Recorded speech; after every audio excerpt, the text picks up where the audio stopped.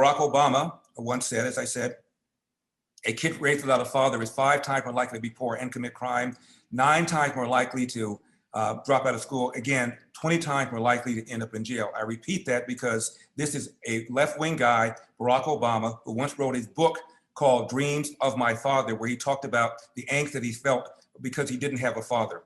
When we talk about things like homelessness, I think it is important to talk about root causes. The left, like Kamala Harris, love to talk about root causes when it comes to illegal immigration. That's why she was down in Guatemala looking for root causes. Well, there's a root cause of homelessness as well. In California, the population of Blacks, excuse me, is 6.5%.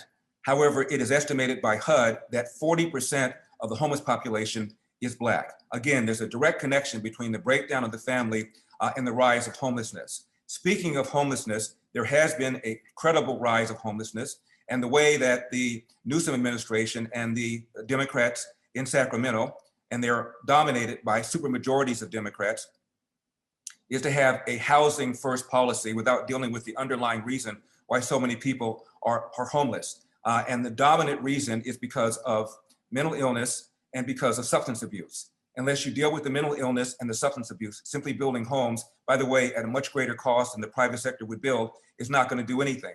We should get churches involved in this. Government has proved it cannot do it. Get churches involved in getting people motivated, giving them spiritual revitalization.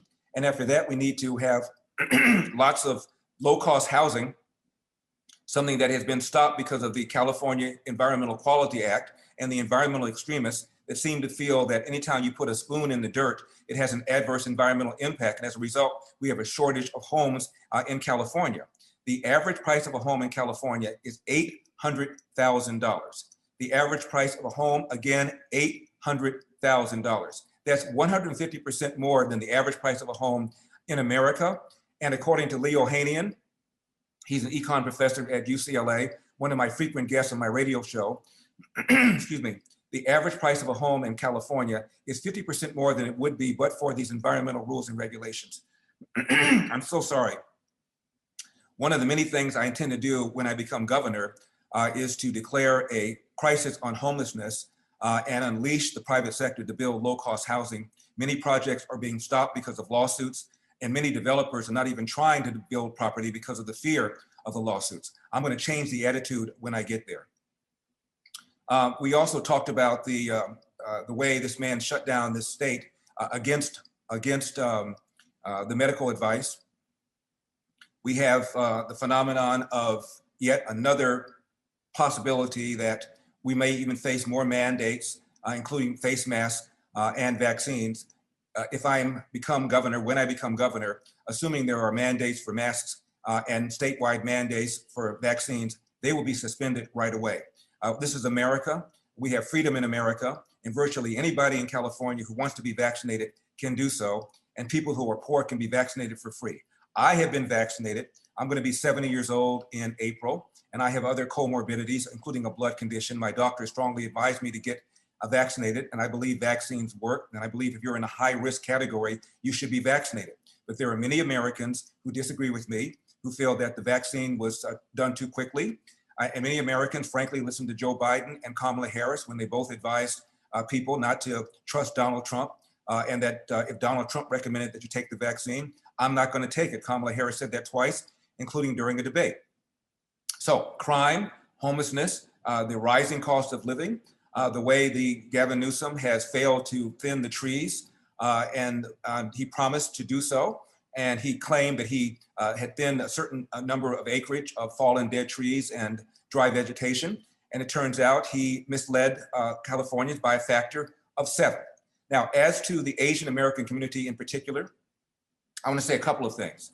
Proposition 209 was passed back in the 90s, and it outlawed the use of race and gender in areas of public contracting, in areas of government hiring, and in areas of admissions to colleges and universities at our state schools.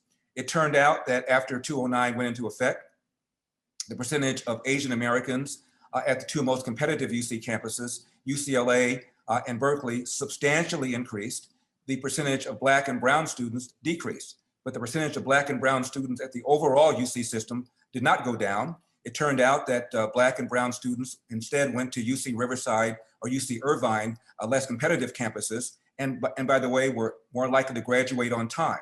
The ethnic group that really got shafted were Asian Americans, because the percentage of Asian Americans at UCLA and Berkeley substantially went up, which meant that lesser qualified Black and brown students were taking the place of more qualified Asian American students, and that is simply unfair. The rationale behind using race is to have diversity, but discrimination, to fight discrimination historically, is still discrimination, and it's unfair. Arguably the most prestigious and best public high school in California is Lowell High School.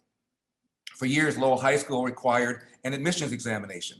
They've now eliminated that because the student body at Lowell is roughly 60% or more Asian Americans, and that was not deemed to be sufficiently diversified.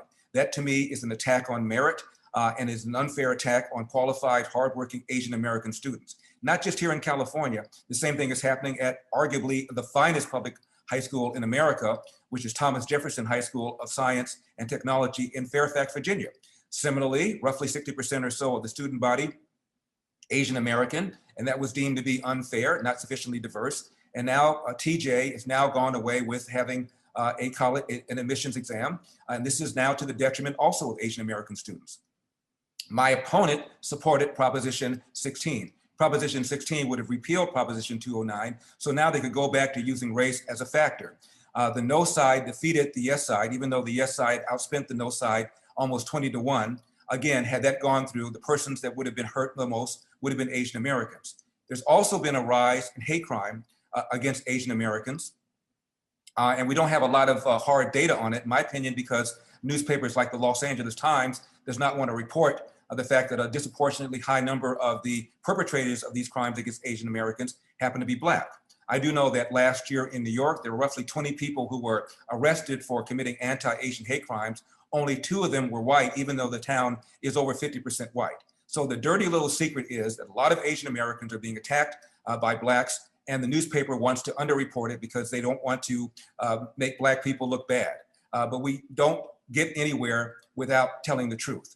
Malcolm X once said, "I'm for the truth no matter who is telling it." So for all those reasons, I'm running for governor. I hope to replace Gavin Newsom for crime, for homelessness, the outrageous cost of living, and the way this man shut down the state while ignoring science. One more thing, regarding people leaving California, as Betty pointed out, for the first time in our state's history, I think we're 170 years old, there is a net migration out of California.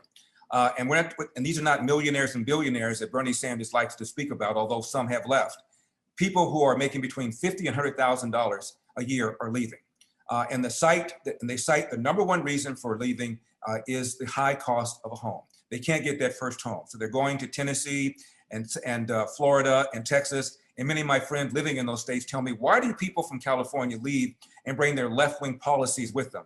And that is because they haven't connected the dots. They don't realize there's a reason for the outrageous price of homes, and the reasons are left-wing policies. There's a reason for the rise in crime, and it's left-wing policies. There's a reason for the rise in homelessness, and it's left-wing policies. A lot of people haven't connected the dots, and I'm capable of connecting the dots in a way that I think the average Californian can understand, and that's why I believe I'm going to win this election after Gavin Newsom is recalled.